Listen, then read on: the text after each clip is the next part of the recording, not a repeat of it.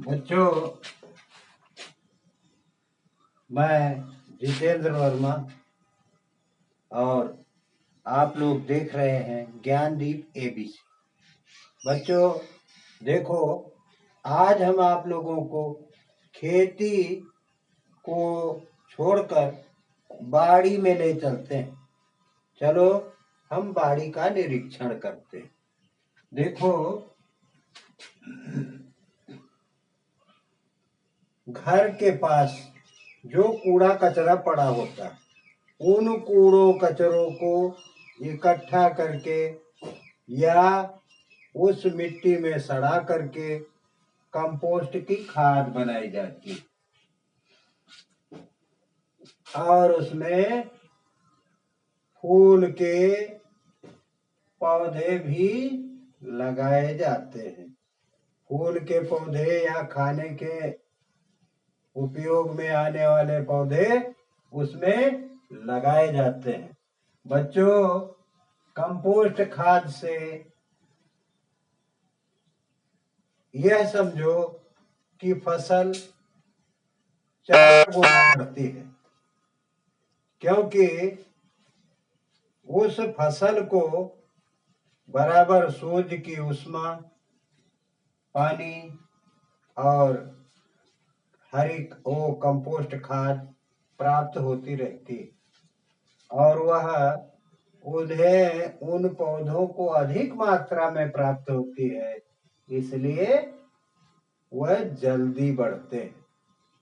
बच्चों, सिंचाई का साधन, बच्चों क्यारी अथवा बाड़ी को सिंचाई करने के लिए हमें हजारा चाहिए।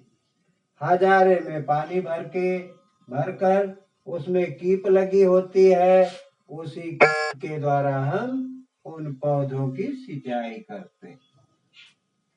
बच्चों, उसे यानी उस क्यारी को तैयार करने की विधि भी जान लो कि उसमें कौन कौन से औजार लगते। बच्चों, औजार में कोई बड़ा औजार नहीं, केवल खुरपी और कुदाल। खुरपी से हम छोटे छोटे खरों को निकालकर उसमें सड़ा लेते। कुदाल से हम उसे गहरी मात्रा में गोड़ देते हैं, खोद देते हैं। बच्चों, फूलों का उपयोग कहाँ कहाँ होता है, इसे भी आप लोग जानो कि फूल का उपयोग कहाँ कहाँ होता है। फूलों का उपयोग ये समझ लो कि हमारे किसी उत्सव में, शादी विवाह में अथवा तमाम कार्यक्रमों में पुष्पों की जरूरत होती। इसके बाद ये पेड़ पौधे जो हैं, यह भी हमें छाया ही नहीं देते, बल्कि ये हमारे अत्यधिक उपयोग की चीजें हैं। इनसे फल, लकड़ी और तमाम प्रकार की पत्तियों से खाद इत्यादि कार्यों में आता है और इन्हीं पौधों के द्वारा, इन्हीं वृक्षों के द्वारा ही जल वर्षा होती। तो बच्चों, प्रकृति के लिए भी पेड़ पौधे जरूरी हैं और फूलों का उपयोग कितने प्रकार का होता है।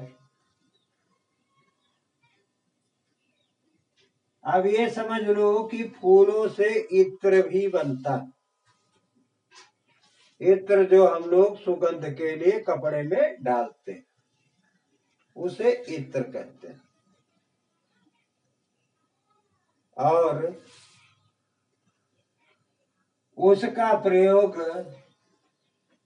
फूल का, जैसे गुड़हल, गुलाब, कमल, गेंदा और मोगरा, इन फूलों का उपयोग दवाओं में किया जाता है। जो हमारे स्वास्थ्य के लिए दवाएं बनती हैं, उनमें इन फूलों का उपयोग किया जाता है। बच्चों, इसी तरह से रंग बनाने में भी कुछ फूलों का उपयोग होता है।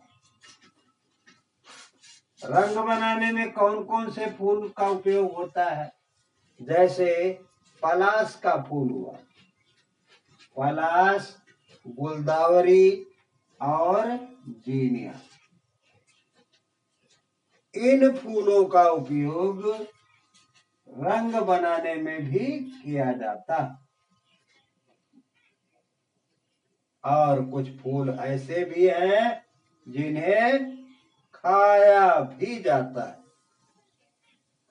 जैसे खाने के उपयोग में कौन कौन से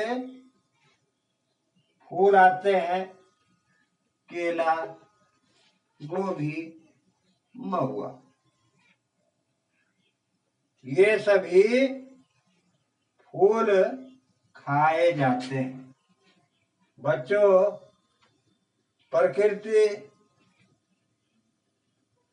पेड़ पौधों के बिना शुद्ध नहीं रह सकती, इसलिए पेड़ पौधे जरूरी हैं। अगर पेड़ पौधे नहीं होंगे तो बरसात नहीं होगी और हमारा वातावरण शुद्ध नहीं रहेगा। इसलिए हमें पेड़ पौधों की रक्षा अपने बच्चों के समान करनी चाहिए। बच्चों देखो, पेड़ पौधे यदि हैं तो वातावरण शुद्ध है, हमें स्वास्थ्य संबंधी कोई भी दवा नहीं लेनी पड़ेगी। समय से बारिश होगी, हमारे फसल जो पानी के ही हैं वह पैदा होंगे और समय से हमें धूप मिलेगी, समय से छाया मिलेगी, समय से ऑक्सीजन और कार्बन डाइऑक्साइड परस्पर निकालने और शोषण करने का मौका मिलेगा। इसलिए बच्चों, बाग बगिया या खेती बाड़ी यह जरूरी है। तमाम लोग तमाम खेतों में अपने पौधे लगा देते हैं, बड़ा होने पर वह उन्हें तमाम प्रकार के लाभ देते हैं। बच्चों, हजारे से हम कीप लगाकर सिंचाई इसलिए करते हैं कि उसमें अधिक पानी नहीं लगता, उसमें फव्वारे की विधि से सिंचाई हो जाती। कुदाल तो आपने देखा ही होगा, कुदाल और खुरपी ये दोनों ही आपने देखा होगा। खुरपी से निराई और गुड़ाई की जाती है पौधों की, और कुदाल से मजबूती से गहराई से उसे गोड़ा जाता है और खेत को तैयार किया जाता है।